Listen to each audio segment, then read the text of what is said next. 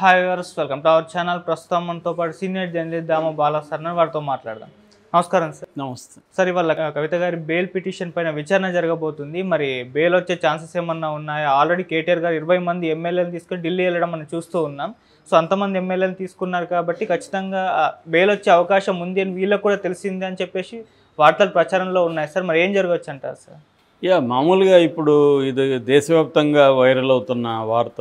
ఎందుకంటే కేటీఆర్ 25 మంది ఎమ్మెల్యేలని తీసుకొని ఢిల్లీకి వెళ్ళడం అంటే కారణం ఏంటి? ఆయన ఏమీ అనౌన్స్ చేయలేదు, ఏ ప్రోగ్రాం లేదు.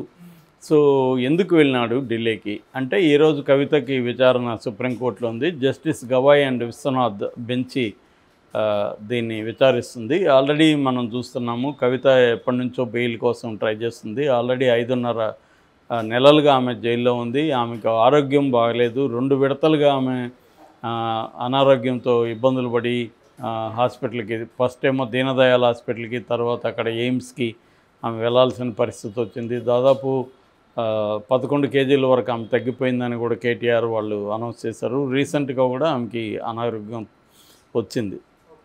అట్లాగే కూడా మామూలుగానే మహిళా తిహార్ జైలు అనేది ఒక భయంకరమైన జైలు. సో అక్కడ మహిళా జైల్లో ఈమె ఉంటుంది. అక్కడ అనేక ఇబ్బందులు ఉన్నాయి. ఎయిడ్స్ ఎక్కువ ఉన్నాయి, ప్రెగ్నెన్సీ ఎక్కువ ఉంది విమెన్ ప్రిజనర్స్లో వైలెన్స్ కూడా అక్కడ ఎక్కువ ఉందని చెప్తున్నారు. ఇటువంటి ఒక వాతావరణంలో ఆమె 5 నెలలుగా ఉండడం అంటే ఖచ్చితంగా అది హారిబుల్ కండిషన్గానే ఆమెకు ఉంటుంది. సో అందువల్ల కవితను బయటికి తీసుకురావడానికి కేసీఆర్ దేనికైనా సిద్ధం అన్న స్థాయికి వెళ్ళిపోయాడు. ఆయన కూడా ఒక సమావేశంలో చెప్పాడు, అక్కడ మన బీఆర్ఎస్ భవన్లో నాలో ఒక అగ్నిపర్వతం ఉంది అని చెప్పాడు. ఆయన ఖచ్చితంగా ఒక ఫాదర్గా ఆయన బాధను అర్థం చేసుకోవచ్చు. సో ఈ కాంటెక్స్ట్లో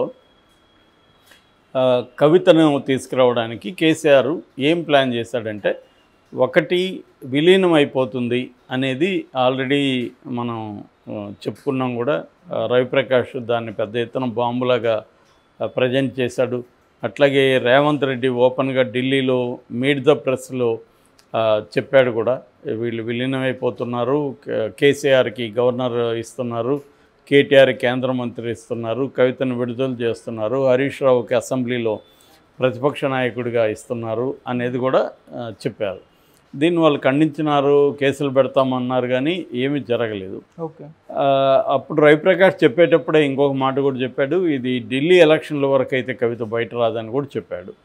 ఢిల్లీ ఎలక్షన్ల వరకు ఎందుకంటే కవితకు బెయిల్ ఇస్తే కేజ్రీవాల్కి కూడా ఇవ్వాల్సి వస్తుంది. ఢిల్లీ ఎలక్షన్లు అయిపోయే వరకు కేజ్రీవాల్ని జైల్లో పెడితే ఢిల్లీలో తమకు విజయావకాశాలు బలంగా పెరుగుతాయి అనేది మోడీ ప్లాన్ అనేది కూడా ప్రకటించారు. ఓకే. అయితే కొంతకాలంగా కొన్ని విషయాలు మనం గమనించినప్పుడు కొంత రవిప్రకాష్ చెప్పిన దాంట్లో వాస్తవం అయితే కనిపిస్తుంది. విలీనం అవుతారా లేదో తెలియదు, కానీ ఖచ్చితంగా బీజేపీతో చర్చలు నడుస్తున్నాయి. బీజేపీలోకి తన 4 రాజ్యసభ సభ్యులను పంపించే అవకాశం ఉంది. మరోవైపు కూటమిలో, ఎన్డీఏ కూటమిలో అయినా చేరే అవకాశం ఉంది. విలీనం చేయకపోయినా ఎన్డీఏ కూటమిలో అయితే చేరే అవకాశం క్లియర్గా కనపడుతుంది. సో అట్లాగా ఎన్డీఏ కూటమిలో చేరితే ఇక్కడ రేపొద్దున కాంగ్రెస్కి పోటీగా బీజేపీ, బీఆర్ఎస్ కలిసి పనిచేస్తాయి కాబట్టి రేవంత్ రెడ్డిని ఓడించే అవకాశం ఉంది, పాజిబిలిటీ అయితే ఉంది. ఎందుకంటే బీజేపీ బలం మొన్న ఎంపీ ఎలక్షన్లో చూసాం, బాగా డ్రాస్టిక్గా పెరిగింది. అంతకుముందు 4 ఎంపీలు ఉంటే ఇప్పుడు 8 మంది కాంగ్రెస్ ఈక్వల్గా ఉన్నారు. దానికి బీఆర్ఎస్ కూడా యాడ్ అయితే ఖచ్చితంగా ఇక్కడ విన్నింగ్ అవకాశాలు అనేది ఈ కూటమికి ఉంటాయి. ఎట్లాగూ చంద్రబాబు కూడా ఈ కూటమికి మద్దతు ఇవ్వక తప్పదు.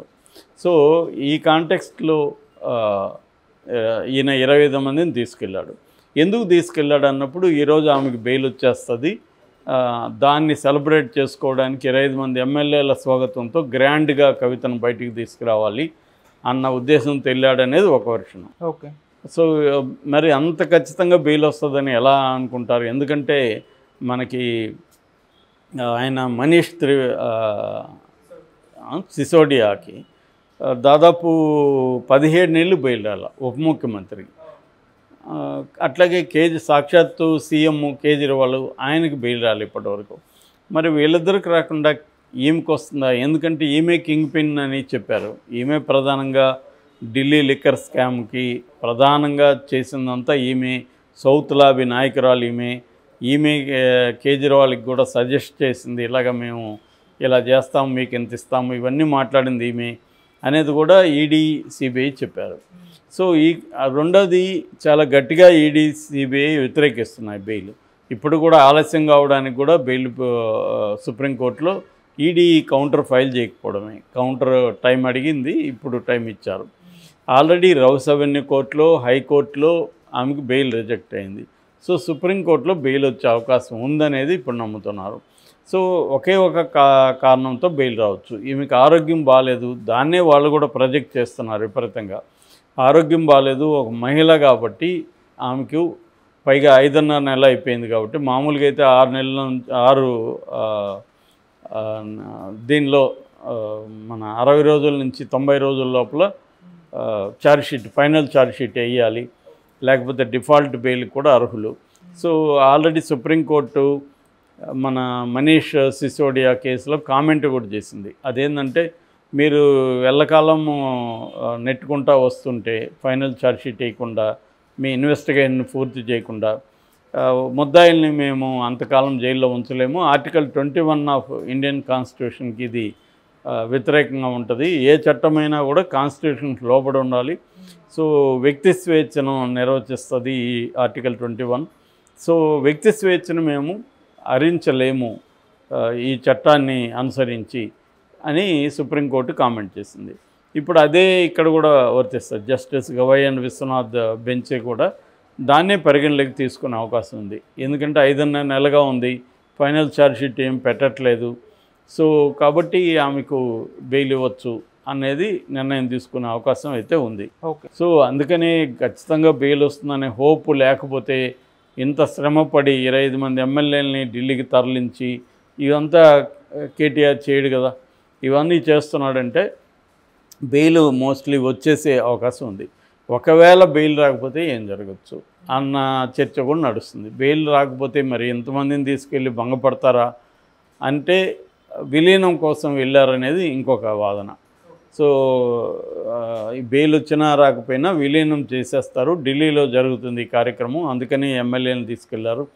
లేకపోతే 25 మంది ఎమ్మెల్యేలని ఢిల్లీకి తీసుకెళ్లాలని అవసరం ఉంది ఆమెకు. అక్కడ మామూలుగా ఢిల్లీలో ఆమెను బయటికి తీసుకొచ్చి ఇక్కడ పెద్ద ఎత్తున గ్రాండ్గా చేయొచ్చు కదా, ఎందుకంటే ఇక్కడ కదా అవసరం. ఆమెకు వెల్కమ్ అనేది గ్రాండ్గా పెద్ద ఊరేగింపు చేసి ఒక 1000 వెహికల్స్ ఎంతో పెట్టి పెద్ద ఎత్తున హంగామా చేయాల్సింది ఇక్కడ. ఢిల్లీలో ఎందుకు ఇది చేస్తున్నారు? రెండోది, ఇదంతా చేస్తే కోర్టు మీద కూడా ప్రెజర్ ఉన్నట్టుగా ఉంటుంది కదా. ఇది మరి ఈ మోర్కప్ అనే కదా ఇది అనేది ఒక వెర్షన్. 2 వెర్షన్లో కూడా కొంత వాస్తవం ఉంది. ఎందుకంటే ఖచ్చితంగా 25 మందిని తీసుకెళ్ళి అక్కడ ఈ హంగామా చేస్తే కోర్టు కూడా ఏం ఫీల్ అవుతుంది, మమ్మల్ని ప్రెజర్ చేయడానికి ఇతను తీసుకొచ్చాడు అనేది అవకాశం ఉంది. మరి ఇవన్నీ కేటీఆర్కి వాళ్ళ అడ్వకేట్స్ చెప్తారు కదా, సీనియర్లో ఉన్నారు. ముకుల్ రోహత్గి వాళ్ళకి ప్రధానమైన అడ్వకేటు, ఆయన టాప్ 10లో ఉన్న సుప్రీంకోర్టు అడ్వకేటు. మరి ఆయన సలహా ఇచ్చాడా, లేకపోతే ఆయనకి గ్యారంటీగా బెయిల్ వస్తుందనే విషయం ఆయనకు తెలిసిందా? ఒక్కోసారి ఏంటంటే కోర్టుల్లో జరగబోయే విషయాలు కూడా ముందుగా తెలుసుకునే మెకానిజం కూడా కొంతమందికి ఉంటుంది. సో అంటే అక్కడ స్టెనో కానీ లేకపోతే అక్కడ ఉన్న స్టాఫ్ల ద్వారా కూడా పసిగట్టే అవకాశాలు ఉంటాయి. సో అట్లేమన్నా వీళ్ళకి ముందుగా తెలిసిందా, ముందుగా తెలిసి వీళ్ళు వెళ్ళారా, అట్లేమన్నా ఉండి ముందుగా లీక్ అయిందని కానీ జడ్జికి తెలిస్తే వాళ్ళు క్యాన్సిల్ చేస్తారు కూడా, బెయిల్ ఇవ్వకుండా కూడా ఉంటారు. ఇవ్వాలనుకున్నా కూడా ఇవ్వకపోవచ్చు. సో మరి ఇంత కాంప్లెక్స్గా అయితే ఉంది. లేదు 25 మందిని అక్కడ తీసుకెళ్ళడం మెర్జ్ చేయడం కోసమే అంటే అదొక పద్ధతి. ఏదేమైనా ఈరోజు ఈవినింగ్ లోపల మనకి